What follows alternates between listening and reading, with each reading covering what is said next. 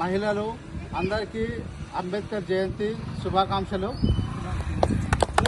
జై భీమ్. ఈరోజు మనం అంబేద్కర్ జయంతిని మనం ఇంత గర్వంగా ఇంత ఘనంగా మనం జరుపుకుంటున్నాం అంటే ఆ మహనీయుడు మనకిచ్చిన స్వేచ్ఛ వల్లనే మనం ఈ జయంతిని మనం ఘనంగా జరుపుకుంటున్నాము.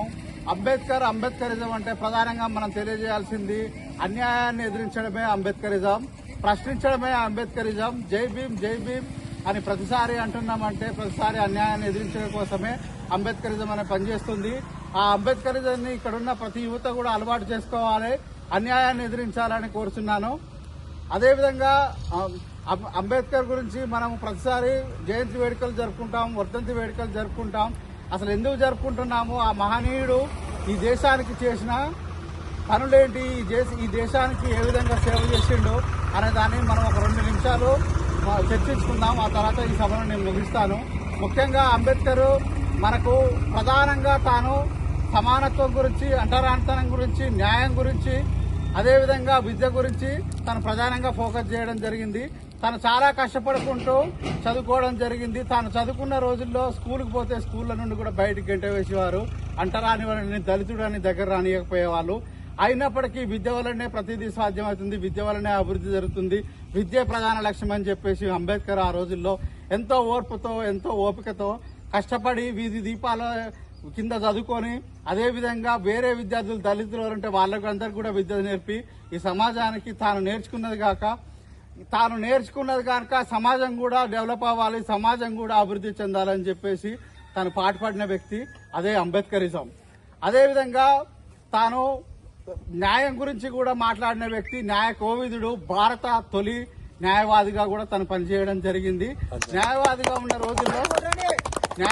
ఉన్న రోజుల్లో తాను అదే ఈ దేశానికి మనకు స్వతంత్రం వచ్చిన రోజుల్లో ఈ దేశానికి మనకు స్వతంత్రం రాగానే సరిపోదు, న్యాయం అనేది జరగాలంటే మనకు తప్పకుండా అన్ని దేశాలకు ఉన్నట్టు మనకు కూడా ఒక రాజ్యాంగం ఉండాలని ఎంతో కష్టపడి కమిటీని ఏర్పాటు చేసి ఆ కమిటీకి రాజ్యాంగ కమిటీకి చైర్మన్ గా ఉండి న్యాయానికి సంబంధించి రాజ్యాంగాన్ని కూడా రచించడం జరిగింది.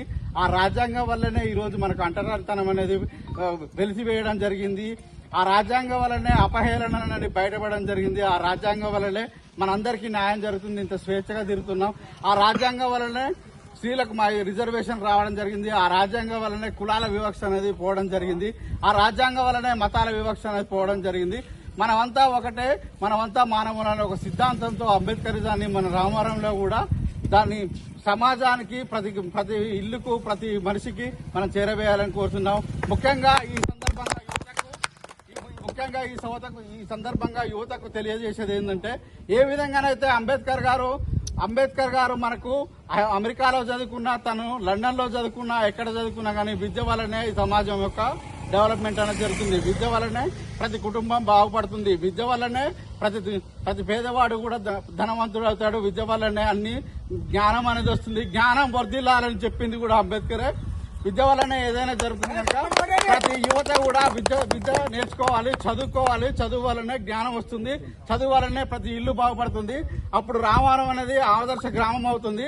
ఆదర్శ గ్రామం కోసం ఈ 5 సంవత్సరాలు నేను తప్పకుండా కృషి చేస్తాను అని ఈ సందర్భంగా మరొకసారి అంబేద్కర్ జయంతి శుభాకాంక్షలు రామవరం గ్రామ పంచాయతీ ప్రజలందరికీ తెలియజేస్తున్నాను. జై భీమ్.